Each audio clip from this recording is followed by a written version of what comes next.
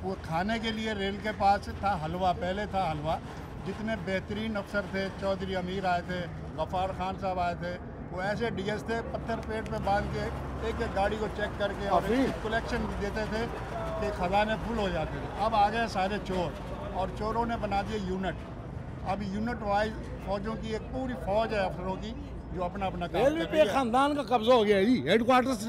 Headquarter है या division है, खाना पीना ही सबका विजन है। कोई पोता है, कुछ नवासा है, बस बात का इतना ही खुलासा है। खा पी रहे हैं सर। भी आप बैक हिस्ट्री देखेंगे तो कोई मिनिस्टर का लड़का निकलेगा, कोई सेनेटर का लड़का निकलेगा। उधर से रिटायर होते हैं, प्राक्स में आ जाते हैं। प्राक्स के तहत एक इदारा बनाया हुआ है, रेलवे के टिकट विंडो पे मिल नहीं रहे, प्राक्स की खिड़कियां खुली हुई हैं, वहाँ पे जनाब अली कमीशन पे बिकवा रहे। कमीशन पे बहुत से सौदा बिकता है जो न बिक रहा हो। रेलवे की अपने दफातर देखो, उनकी खिड़कियां दरवाजे, उनमें लोगों ने गुसलखाने बना लिए एयरपोर्ट पे ही, और सामने एयरपोर्ट पे अंदर प्राक्स का दफ्तर खोला हुआ है, सब कब्जा हुए। रेलवे की अपने जनाब अली वो एक क्लर्क बैठा दें अगर, तो वो 10% या 7% जो कमीशन वहाँ दिया जा रहा है वो रेल को बचे। अगर 7 लाख की टिकट बेचते हैं, 70,000 रुपये रोज का वो जा रहा है। क्यों जा रहा है? मैनेजमेंट है सारी की सारी। अगर कोई चेक एंड बैलेंस का निज़ाम कायम किया जाए और ईमानदार अफसर रखे जाएं तो रेलवे ना अब घाटे में है ना पहले घाटे में। कभी भी नहीं। एक रक्षा कोई लेता है तो एक साल में 2 रक्षे बना लेते हैं। रेलवे इतना बड़ा इदारा और ये खसारे में जाए, हम नहीं मानते, ये गलत है, ये झूठ है। इसको जानबूझ के बिठाया जा रहा है, तबाह बर्बाद किया जा रहा है। इंसाफ पर जब भी कमीने आ गए, पूरे अदारे की यम यम यम यम करके खा गए। कुछ जो है सर, इनके जो बच्चे हैं वो भी यानी कि शुरू से उनकी यही सोच होती है कि मेरा बाप तो ये, मेरा बाप तो वो, तो यानी कि ये सिलसिला ख़त्म नहीं होगा। वो उतरेंगे, उनके बच्चे आ जाएंगे, वो उतरेंगे, यानी कि एक जो खाने का सिलसिला है वो ख़त्म नहीं होगा जब तक ये है कि कोई एक्शन नहीं लिया जाएगा। इसके जो मैनेजर 25 साल हो गए रेलवे मुलाजिम के प्लाट जुमा कोट के, अभी तक कोई फैसला नहीं हुआ, जिसमें मेरा खुद का भी प्लाट है। मेरे सर छुपाने की जगह भी नहीं। 25 साल पूरे हो गए। एडमिनिस्ट्रेशन अफसर ला के बैठा दिया और चोरों ने, और वो सारा माल खा रहा है। 6 करोड़ रुपया रेलवे हसन सोसाइटी का जमा है, जिसके ये निकाल के पैसे खा रहे हैं और वो सोसाइटी का फैसला नहीं हो रहा है। नूर मोहम्मद, सलाम मोहम्मद इस्माइल, शंडी पोर्ट रेलवे पाकिस्तान में काम करता हूँ। तकरीबन 25 साल मुझे हुए हैं वो। और उसके बाद जो है 9 महीने की तनख्वाह 2008 से लेके और 9 तक मेरी तनख्वाह जो ये स्टेशन मैनेजर आबासी वो उर्फ कल्हड़ो ये खा के गया। उसकी मैंने इंक्वायरी कराई, वो डिविजनल सुपरिटेंडेंट खास केली, वो ये दोनों मिला के और 9 महीने की मेरी तनख्वाह खा के, जिनकी रिपोर्ट मुझे नहीं दिया गया और आज तक मुझे ब्लैकमेल कर रहे हैं। उधर गई, यहाँ आई, वहाँ गई, ये ऐसे इंक्वायरी भी खुद की, रिपोर्ट कोई नहीं मुझे दी। ये स्टेशन मैनेजर आबासी साहब 9 महीने की तनख्वाह। जो हमारी यार्ड एसोसिएशन बनी है वो यार्ड एसोसिएशन नहीं है, वो हज़ार एसोसिएशन है। अभी यार्ड एसोसिएशन नहीं करा के जाती है, वो यार्ड हज़ार एसोसिएशन करा जाती है। क्योंकि जो अपने मुफाद निकाले वो दूसरे को किक मारे, तो वो एक यार्ड की एसोसिएशन नहीं बनी, वो सर्व हज़ारा एसोसिएशन बन गई है। ठीक, बिल्कुल ठीक। सर मेरे यहाँ पे 34 साल रेलवे में, पाकिस्तान रेलवे में हो गए हैं और मेरे शिकायत है कि रेलवे अस्पताल की तरफ से मेरी एक 16 साल की जो बच्ची थी उसको अचानक दिल का अटैक हुआ। जब इन्होंने मुझे जना अस्पताल काटियों में भेजा, मेरा वहाँ 2 लाख रुपए का खर्चा आया। जब रेल को मैंने दिया तो 1.5 लाख का मेरा इन्होंने बिल तो पास किया, लेकिन आज तक इनके पास जब भी मैं जाता हूँ अकाउंट में बोला जी आपका चेक रिलीज़ नहीं होगा, आप हमारे पास बजट नहीं है। तो मैं जो है गरीब आदमी हूँ, इसके बच्ची के ऊपर मेरा 2 लाख का खर्चा हुआ। उसके अभी तक मुझे सन 2007 में मेरी बच्ची को ये बैटरी डली थी और आज तक वो मुझे चेक नहीं मिला। बस यही है। दवाएं नहीं है और डॉक्टर बैठे हुए हैं। डॉक्टरों का क्या काम है? इनको क्यों इतनी भारी तनख्वाहों पे बिठाए हुए, जबकि ना दवाई है, ओपीडी टोटली बंद है, और मरीज़ अगर कोई मर रहा है, रेलवे मुलाजिम कोई हादसा हो जाए तो उसके लिए पट्टियों तक का नहीं है। शबीर नाम है जी, गैंग मैन हूँ मैं। सर जी हमारा मसला है, तो एक बड़ा मसला ये है कि हमें तनख्वाह की जो हम पे लेते हैं सैलरी उसकी स्लैब नहीं मिलती, बहुत प्रॉब्लम है। क्योंकि वो एम्प्लॉय की तनख्वाहों से ना पैसे काट लिए जाते हैं, कैशियर वगैरह वो रख लेते हैं समय 200-300 जितना। अच्छा, जब तनख्वाह देते हैं तो उसमें पैसे भी काट लेते पैसे काट लेते हैं समय, क्योंकि हमें कोई स्लैब नहीं मिलती उसकी सैलरी की। हैं?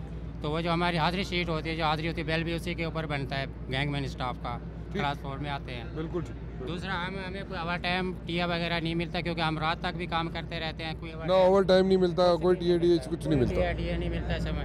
ठीक, तो और 5% हमारे मकानों की कटौती होती है समय, उसका भी समय ना रिपेयरिंग होती है ना कोई चीज़। पैसा तो 5% काट लेते हैं, लेकिन उसके कोई काम तो हमें नज़र नहीं आता। कोई मकान के लिए हमें वो दरख्वास्त खुद ही करना पड़ता है। खुद ही करना पड़ता है समय उसके। मेरा ताल्लुक इलेक्ट्रिकल ब्रांच से है और पाकिस्तान रेलवे ने इलेक्ट्रिकल ब्रांच को 2 हिस्सों में तकसीम किया हुआ है। का ट्रेन लाइटिंग चला रहा है और दूसरे जो स्टेशनों को बिल्डिंग फ्राहम करते हैं और बिल्डिंग्स को कराते हैं, रेलवे कॉलोनीज़ को सप्लाई करते हैं। मैं उस इलेक्ट्रिकल डिपार्टमेंट से ताल्लुक़ रखता हूँ जो कि प्लेटफार्म के ऊपर, वाशक्लैनों के ऊपर, यार्ड के अंदर और ये कॉलोनीज़ को इलेक्ट्रिकल दी जाती है। लेकिन यहाँ पर रेल का इस तरह नाकारा निज़ाम है कि रेलवे कॉलोनीज़ के अंदर जो ओवरहेड कॉपर वायर की है वो आए दिन चोरी हो रही हैं, उसके ऊपर उसकी कोई रोकथाम नहीं है। जिसकी रेलवे एम्प्लाई या हम मुलाजमीन चोरी कौन करता है? ये वो हेरोनची आजकल जो है हेरोन क्या खुली पड़ी होती है कॉपर वायर? उसके साथ जो नहीं ओपन पोलों पे लगी हुई होती है, लेकिन उसके साथ एक पुलिस माफिया साथ होती है जो डिस्ट्रिक्ट पुलिस वाली वैनों में लाकर बिठाती है और वो चोरी करवाती है। जब उनकी एफआईआर कटवाने के लिए उनके इलाकों में जाते हैं तो वो ये कहते हैं ये रेल का इलाका है, और आप रेल के पास जाओ, डिस्ट्रिक्ट के पास जाती है, वो कहते हैं जी हमारा इलाका नहीं है, ये तो रेलवे कॉलोनी है, रेल के पास है। रेल को इन्होंने 2 हिस्सों में तकसीम किया हुआ है। रेलवे लाइन के अंदर तो रेलवे का एरिया होता है, आउटसाइडर है वो दूसरे के एरिया में दे दिया। बिल्कुल ठीक। और जो इसमें रेलवे का इलेक्ट्रिकल निज़ाम, मिसाल के तौर पर स्टेशनों को पानी सप्लाई करने की जो मोटरें लगी हुई हैं, ये तकरीबन 30 साल पुरानी लगी हुई हैं और ना ही तो इनका कोई मेंटेनेंस हो रहा है। और बाज़ जगह पानी किस किस्म का मिलता है फिर? पानी तो इस तरह गंदा पानी आता है। बंदों की कंडीशन ये है कि तालाबों के अंदर चूहे भी मरे होते हैं, कबूतर भी मरे हुए होते हैं, कोई देखभाल नहीं, वही मुसाफिरों को पिलाया जाता है, ना उसकी सालाना सफाई होती। जहाँ तक उनके मेंटेनेंस की बात है, प्रॉपर तरीके से शेड्यूल तय किया होता है कि ये सालाना इन मोटरों की अपना रिवाइडिंग अपना शेड्यूल मेंटेनेंस किया जाए। उसके लिए ना बेरिंग फ्राहम किए जाते हैं, ना उनके लिए कोई सामान हो जाता है। वो सालों साल चलती है, जब बिल्कुल तबाह हो जाती है, ख़राब हो जाती है तो चुप करके बैठ जाते हैं कि जी लोकल परचेज पे नहीं करो। तो इस तरह के से रेल का जो शेड्यूल है जिसके ऊपर पैसे खर्च होने हैं, वो पैसे यहाँ इस पे नहीं खर्च करते, बल्कि पैसे वो अपनी बिल्डिंग्स पे खर्च करते हैं, प्लेटफॉर्म पे टाइलें लगाने के लिए कुछ करते हैं, अपने कमरों में टाइलें लगाने के लिए इस्तेमाल करते हैं, अपने कमरों में एसी इस्तेमाल करने के लिए लगते हैं। यहाँ मुसाफिरों को ठंडा पानी भी नहीं मिलता, बाज़ जगह वाटर साफ ही नहीं मिलता, बिल्कुल साफ ही नहीं मिलता। ये भाई किधर से आ रहे हैं? सर अर्ज़ ये है, रात मेरी वालदा की तबीयत सीरियस हो गई थी। मैं केरेटन CNW स्टाफ में काम करता हूँ। इतना तो बेहाई बेगरताई है रेलवे में, सारे अफसर चोर लुटेरे लूट गए। ये 6 रुपये की है या 3 रुपये की है, मगर अभी हमारे रेलवे हॉस्पिटल के अंदर ये चीज़ भी हमारे को नहीं मिल सकती है। कोई भी फैसिलिटी हमारे को नहीं मिल सकती है जो भी अफसरों के घर में जा रहा है। और कल से कोई तवज्जो नहीं है डॉक्टरों का, ऐसे समझो हम बेवाहे पड़े हुए हैं। हम लिहाजा ये बोलते हैं तो कम से कम आप तो खाओ मगर हमारा कुछ तो ख्याल करो। ठीक, ये भी बाज़ार से लेके आए?